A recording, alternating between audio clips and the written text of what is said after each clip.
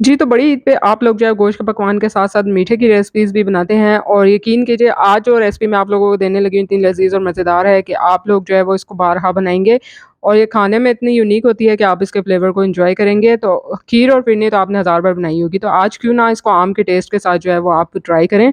इतनी लज़ीज़ बनती है कि आपका हाथ ही नहीं रुकेगा और इसमें मैंने कोई रबड़ी खोया नहीं डाला है, उसके बावजूद ये इतनी ज़्यादा थिक बनती है। अस्सलाम वालेकुम, welcome to my YouTube channel kitchen with Sam. तो यहाँ पे मैंने 3 लीटर फुल फैट मिल्क लिया था मैंगो फिरनी बनाने के लिए और 1 कप ये जो मरीन कप है ये भर के मैंने चावल जो रेगुलर हम यूज़ करते हैं वो वाले लिए हैं। आप लोगों की अपनी चॉइस के ऊपर है आप कौन से यूज़ करेंगे। इसको मैंने अच्छे से चावल को वॉश करके ड्राई कर लिया था, धूप में रख के कर लें या फिर पंखे के नीचे इज़ीली ड्राई हो जाते हैं। गीले चावलों को आपने ग्राइंड नहीं करना। यहाँ पे मैंने दूध को जो है बॉयल कर लिया था और उसके बाद उसमें 4 से 5 दाने इलायची के डाल दिए थे। ये देखिए पाउडर जो है मैंने इसका बना लिया था चावलों का जब अच्छे से ड्राई हो गए थे। अब मैंने आधा कप के बराबर दूध लिया है और उसमें इसको पाउडर को अच्छे तरीके से मैंने इस तरह से मिक्स कर लेना है। ये मैं क्यों कर रही हूँ क्योंकि अगर आप डायरेक्ट उसमें पाउडर डाल देंगे ना तो गुठलियाँ बन जाएँगी दूध में और उससे क्या होगा कि ये नीचे से लग भी जाएगी। तो जब भी आप फिरनी बनाते हैं ना तो इस तरह से दूध में चावल का पाउडर हल करके फिर आप डाला कीजिए। तो ना तो ये फिरनी आपकी लगेगी और ना ही इसमें जो है गिठलियाँ वगैरह बनेंगी। अब इसको हमने डाल के अच्छे तरीके से मिक्स कर लेना है। 5 मिनट के लिए हमने इसमें थोड़ी देर के लिए स्पून चलाना है ताकि जो है वो चावल जो है वो नीचे लगे नहीं हैं। अब यहाँ पे मैंने 2 अदद दरमियाने साइज़ के आम लिए हैं और इनका मैंने जो है वो पल्प निकाल लेना है। तो बेसिकली हमने जो है मैंगो प्यूरी बनानी है, इसको मैंने कट करके जो है ब्लेंडर में डाल दिया था और जस्ट मैंने इसको थोड़ी देर के लिए ब्लेंड कर लिया था तो मैंगो प्यूरी जो है वो रेडी हो गई थी।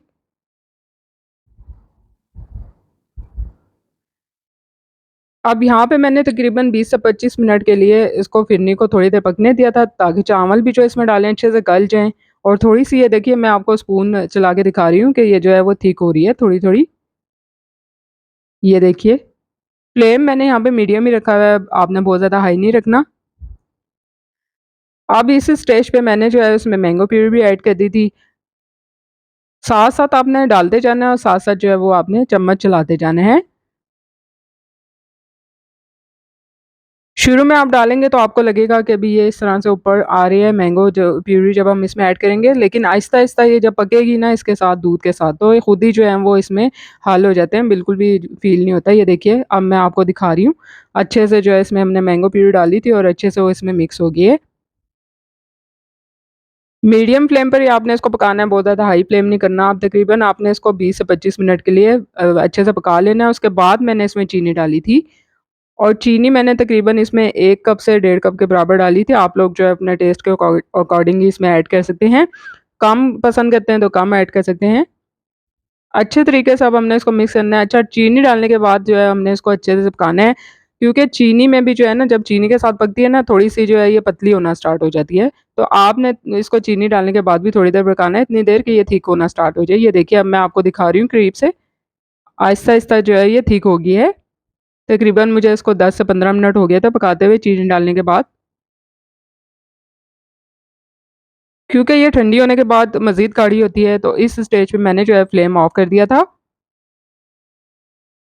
तो देखिए मज़ेदार सी मैंगो फिरनी जो है वो रेडी हो चुकी है।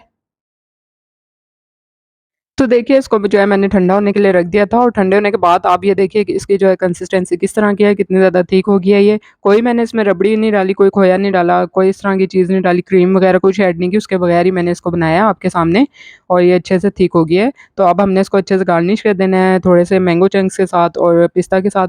तो देखिए मज़ेदार सी मैंगो फिरनी जो है रेडी हो चुकी है। तो उम्मीद करती हूँ कि आपको आज की रेसिपी पसंद आएगी। रेसिपी पसंद आई है लाइक और शेयर करना बनता है, साथ-साथ चैनल को सब्सक्राइब कीजिए। आप लोगों के लिए इसी तरह से मज़ेदार और यूनिक सी रेसिपी शेयर करती रहूँगी। जल्द मिलूँगी नई रेसिपी के साथ, तब तक के लिए इजाज़त दीजिए। अल्लाह हाफ़िज़।